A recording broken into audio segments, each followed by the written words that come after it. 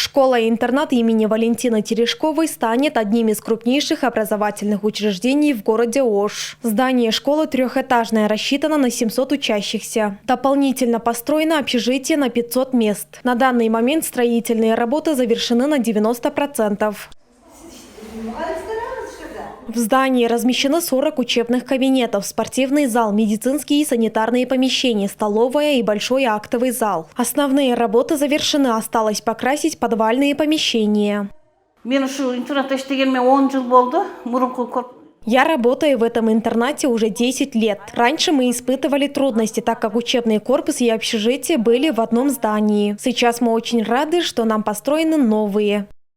Общежитие четырехэтажное. В каждой комнате будут проживать не более 3 учащихся. Сейчас рабочие занимаются озеленением и асфальтированием территории. Здесь будут расположены спортивные площадки, зона отдыха и санитарный блок. С ходом строительства школы и интерната ознакомился заместитель председателя Кабмина, председатель ГКНБ Камчибек Ташиев. Отметим, что данное учебное заведение строится по поручению президента Садыра Джапарова и под личным контролем Ташиева. Он поручил завершить строительство полностью к августу текущего года.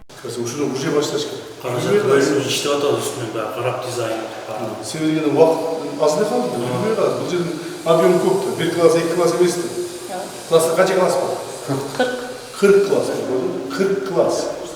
40 класс сабағын өткізді. Не деген түйшік болды.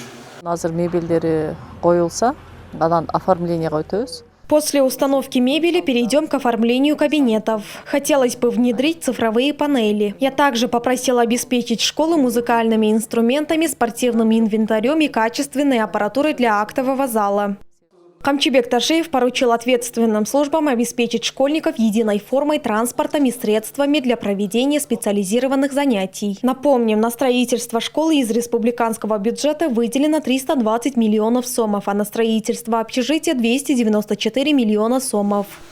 Экран алса болот, автобус залда. Интерактивный панель. Интерактивный панель. 5-6 доска. Интерактивный доска. Айтунук Мамытова, Самара Асанова, Бектур Калыбек уулу, ЛТР Ош. Интерактивный доска, доскадан жылбайт.